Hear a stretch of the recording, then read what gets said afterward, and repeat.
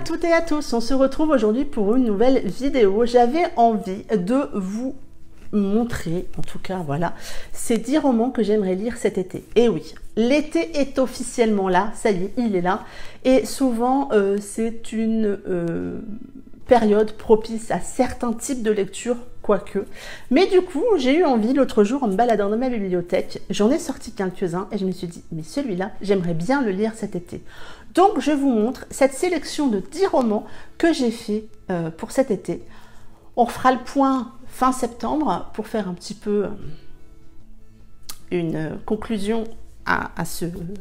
c'est pas un challenge, mais qu'est-ce que j'aurais vraiment lu dans ces 10 romans? En tout cas, j'ai très envie de les lire, donc j'espère bien que fin septembre, je vous dirai que j'ai tout lu. Allez, je vous montre ces 10 romans que j'ai envie de lire cet été. Le premier roman que j'ai envie de découvrir, c'est Beyond Our Shadows de Anna Briac. Anna Briac est une autrice que je ne connais pas, mais dont j'ai envie de découvrir la plume.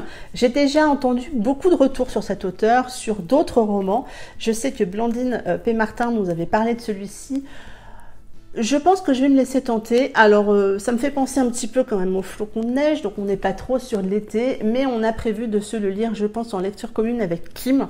Donc, ça sera l'occasion de découvrir enfin cet auteur avec ce roman. Comme d'habitude, je ne vais pas vous faire le résumé, je vous mets les liens ci-dessous, vous pouvez cliquer pour aller voir les résumés. Au moins, vous aurez tout dans les détails. Un roman qui est déjà passé dans ma pile à lire mensuelle 1 ou 2 mois depuis le début de l'année, enfin depuis en tout cas qu'il a rejoint ma pile à lire et que j'ai repoussé à chaque fois. Mais cette fois-ci, je ne le repousse pas puisque je vais le faire en lecture commune avec Bookshook. C'est Disgrâce de Brittany Setcheri.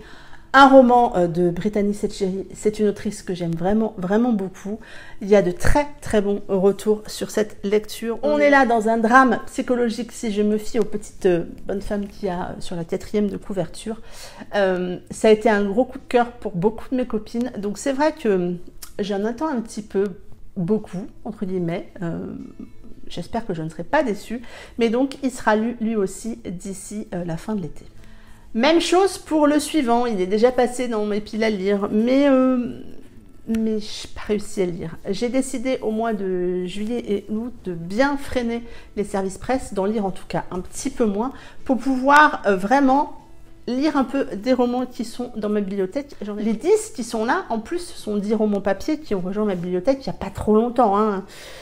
Moi qui pensais amener ma liseuse pendant les vacances... Bref, ce roman c'est Stairway to Heaven de Delinda Dane, toujours chez Hugo Roman. On est là plutôt dans une comédie romantique sur un papa célibataire. Autant vous dire que moi c'est un schéma que j'aime beaucoup. Là aussi les retours sur ce roman sont très très bons. J'aime beaucoup la plume de Delinda Dane, donc il faut absolument que je lise celui-ci. Pour le coup, en plus, il rentre dans un des 2 challenges que je vais faire cet été avec cette couverture orange. Sur le Travel Challenge, il faut lire un roman avec une couverture, si je ne me trompe pas de tête, orange, jaune ou verte. C'est bon, pour le orange, je crois qu'on l'a. Un roman qui est dans ma pile à lire depuis qu'il est sorti. Ça fait un petit moment déjà. Enfin... Et qu'il faut absolument que je lise parce que Annalise m'a dit attention, si tu ne le lis pas, il va y avoir des menaces. Ce roman, c'est Le sourire des fées de Laure Manel, qui est la suite de La mélancolie du kangourou. On va retrouver Antoine, Rose et Lou. Et du coup, ça va être l'occasion de enfin lire ce roman. Ça fait, j'ai envie, hein, tous ceux qui sont là et tous les autres qui sont dans ma bibliothèque me font tous envie. Mais j'en ai choisi, voilà, vraiment... Ouais, je pense que j'ai passé un bon été, hein, on est d'accord? Bref, tout ça pour dire que j'ai enfin mis Le sourire des fées dans dans ma pile à lire de l'été. On va y aller.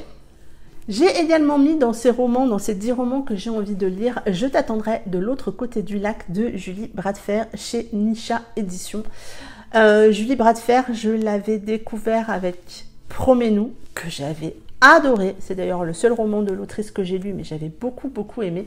J'avais gagné celui-ci en concours, donc ça va être l'occasion. Peut-être à un moment où il fait un petit peu chaud, ça sera un peu rafraîchissant au vu de la couverture. Je l'espère en tout cas. Je n'ai pas relu le résumé. Par contre, il y a une phrase d'accroche qui m'a beaucoup plu. Leurs blessures respectives vont-elles se refermer au contact de l'autre? ça annonce quelque chose de sympathique, je pense. Donc là aussi, je vais le lire cet été.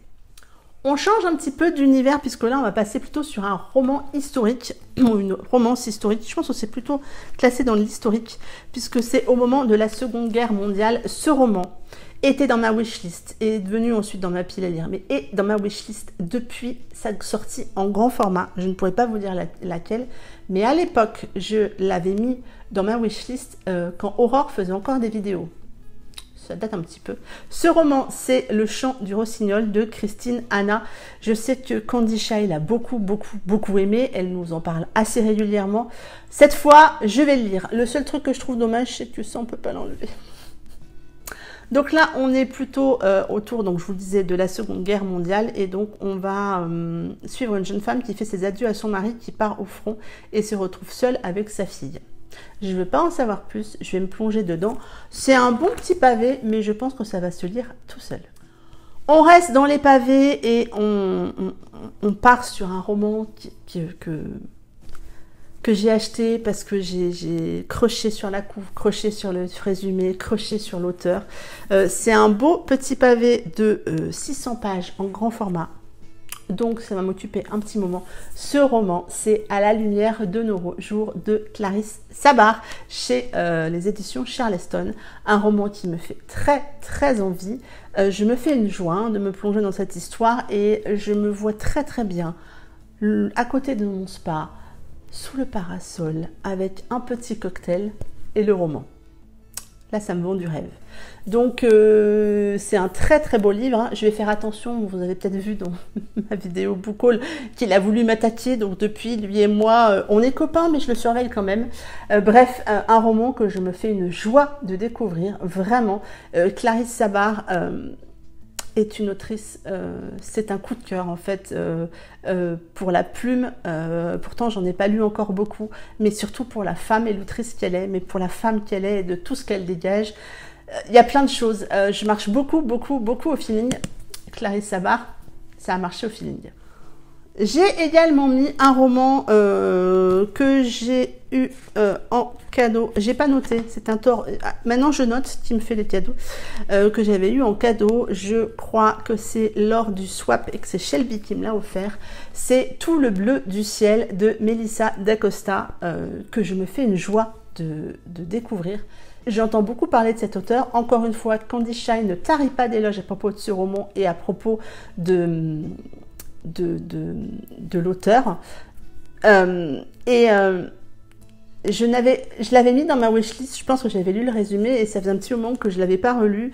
Et là, j'ai relu, il y a des trucs, je pense que ça va être hyper poignant, vraiment.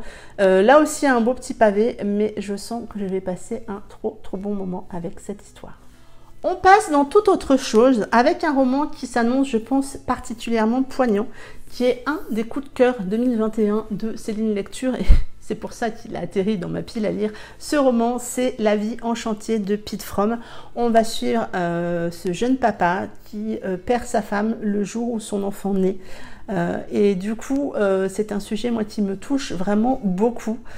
J'ai très envie de découvrir ce roman. Là aussi, il rentre dans une des catégories du Travel Challenge, donc c'est parfait.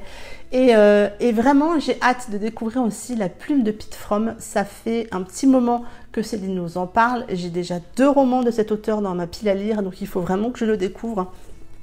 Ouais, c'est un petit roman de 300 pages. Je pense que ça va être 300 pages très intense.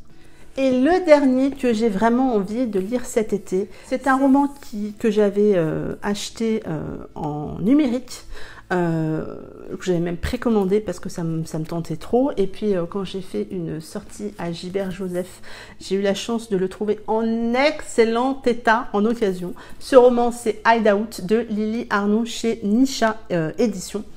Un roman où on va suivre une star du football américain déchu. Je pense que il y a un petit peu de comment on dit, oh, le mot m'échappe.